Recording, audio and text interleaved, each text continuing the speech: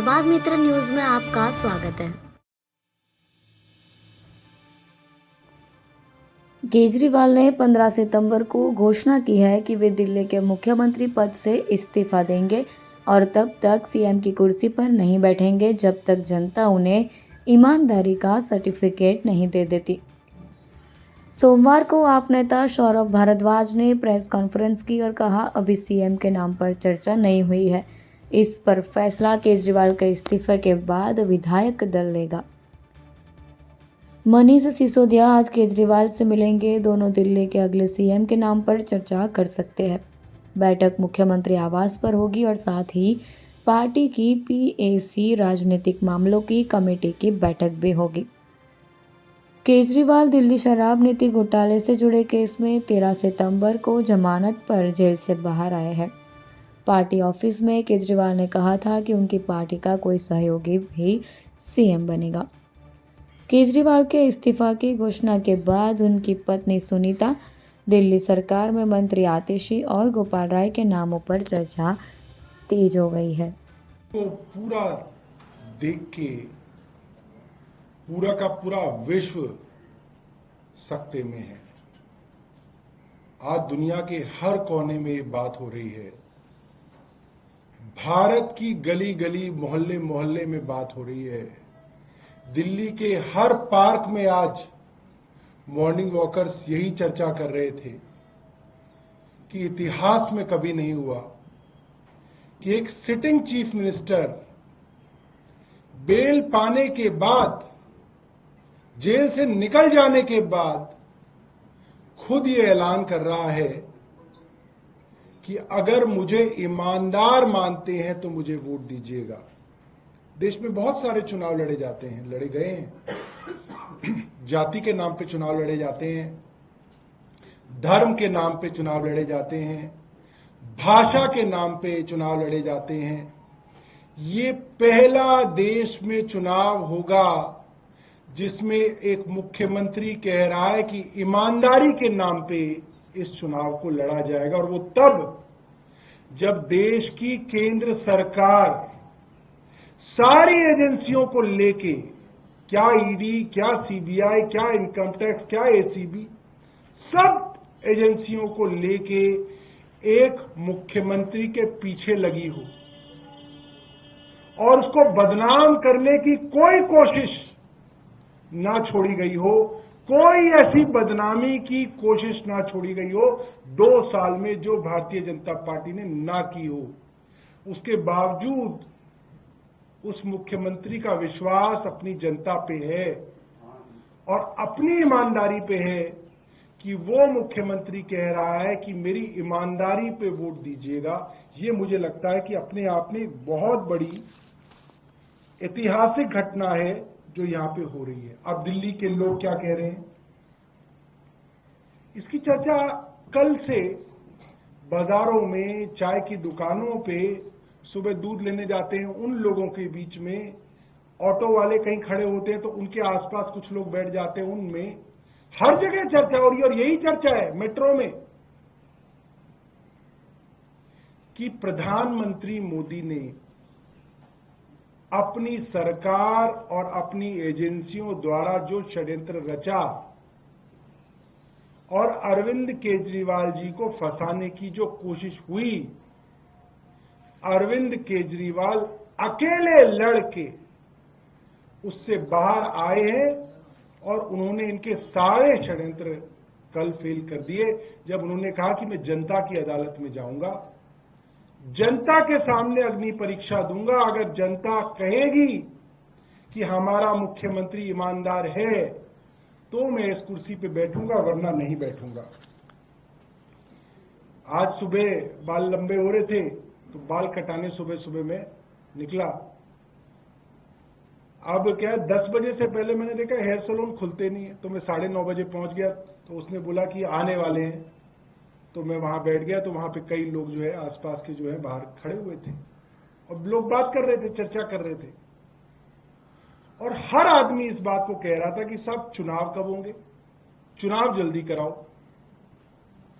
दिल्ली के लोगों के अंदर ऐसी उत्सुकता है कि चुनाव हो और हम वोट डाल के अरविंद केजरीवाल को कल ही दोबारा मुख्यमंत्री बने, ऐसी बेसब्री है आज दिल्ली की जनता के बीच में।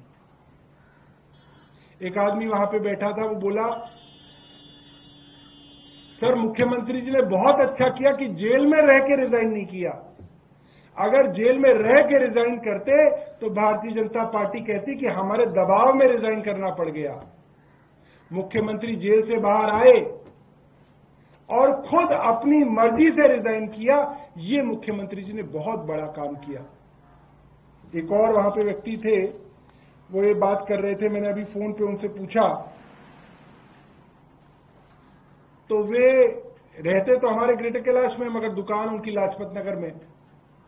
तो कह रहे थे कि सर लाजपत नगर के भी जो दुकानदारों का ग्रुप है, जिसमें अधिकतर लोग भारतीय जनता पार्टी के समर्थक हैं, वो लोग भी ये बात कह रहे हैं कि ये अपने आप में बहुत बड़ी बात है कि एक मुख्यमंत्री अपनी कुर्सी से खुद रिजाइन करके कह रहा है कि जनता कहेगी मैं ईमानदार हूं तो इस कुर्सी पे बैठूंगा, वरना इस कुर्सी पे नहीं बैठूंगा। इसके बाद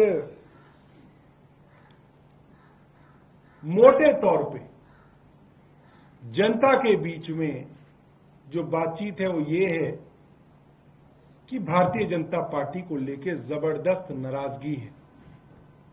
और नाराजगी इसलिए कि उनके द्वारा चुने हुए मुख्यमंत्री, जिस मुख्यमंत्री ने आईआईटी पास किया, आईआरएस का एग्जाम पास किया, इनकम टैक्स कमिश्नर थे, नौकरी को छोड़ के 10 साल तक झुग्गियों के अंदर समाज सेवा की हो, मुख्यमंत्री रहते हुए भी लगातार संघर्ष किया हो, लोगों को मुफ्त बिजली दी हो, पानी दिया हो, अस्पताल दिए हो, स्कूल दिए हो, मोहल्ला क्लिनिक दिए हो, बुजुर्गों को मुफ्त तीर्थ यात्रा दी हो, महिलाओं को मुफ्त बस यात्रा दी हो, ऐसे मुख्यमंत्री के पीछे भारतीय जनता पार्टी ने अपनी सारी ताकत लगा दी।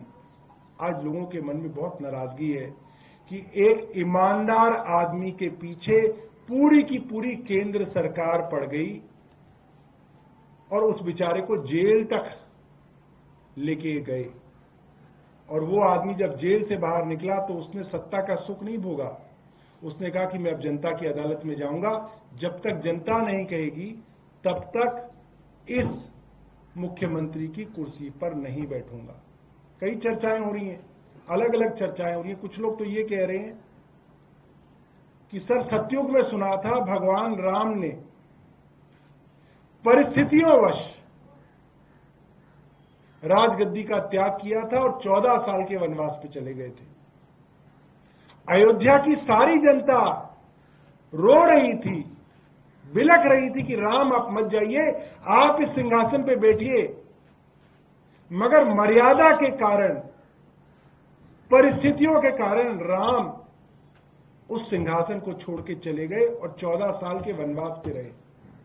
और उनके पीछे जिसको वो सिंहासन मिला, भरत उनके भाई, वो भी उनके खड़ाव रख के इंतजार करते रहे कि राम वापस आएंगे तो अपना जो है काम संभालेंगे। अरविंद केजरीवाल राम नहीं है, राम तो भगवान थे। भगवान राम के भक्त हनुमान और हनुमान के भक्त अरविंद केजरीवाल जी हैं। वो तो राम से तुलना नहीं की जा सकती। मगर जिस मर्यादा के नाम पे सतयुग में भगवान राम ने अपना सिंहासन छोड़ा था, आज ऐसा उदाहरण दिख रहा है कि एक मर्यादा के नाम पे, एक नैतिकता के नाम पे, एक जनता के हाथ में अपनी पूरी की पूरी बागडोर देने के नाम पे अरविंद केजरीवाल ने इस्तीफा दिया है। और अरविंद केजरीवाल जी ने कहा है जनता वापस बिठाएगी तो इस कुर्सी पे बैठूंगा, वरना इस कुर्सी पे नहीं बैठूंगा। बहुत बहुत धन्यवाद।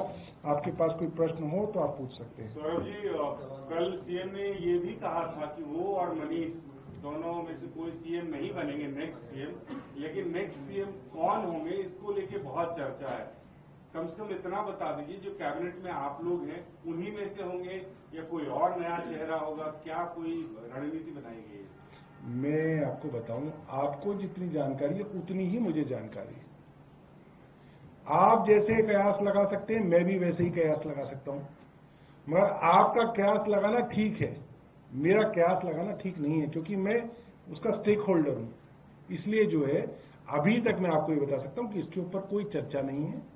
जैसे ही चर्चा होगी सबसे पहले आप ही को बताना, और कहां बताएंगे बताओ, आप ही को तो बताएंगे, तभी तो आप लोगों को तो बताएंगे। तो जैसे ही चर्चा होगी मैं बताऊंगा। जी जावेद जी, इतना तो बता सकते कि विधायकों में से ही होगा, पार्टी में से, आम आदमी पार्टी से। विधायकों में से ही होगा। क्यों, पत्रकारों में भी से हो सकता है,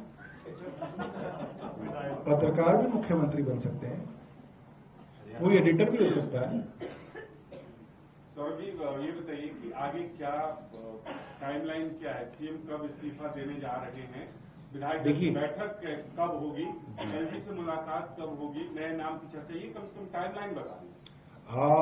मोटे तौर पे टाइमलाइन ये है कि कल ये फैसला मुख्यमंत्री जी ने जनता के बीच में रखा है। कल इतवार था, आज ईद की छुट्टी है, लिहाजा कल यानी कि मंगलवार को जो पहला वर्किंग डे आता है उसमें मुख्यमंत्री अपने इस्तीफे को दे देंगे, और इस्तीफा जैसे ही मंजूर होगा उसके बाद विधायक दल की जो है बैठक होगी। विधायक दल अपना एक नेता चुनेंगे, जो नेता चुना जाएगा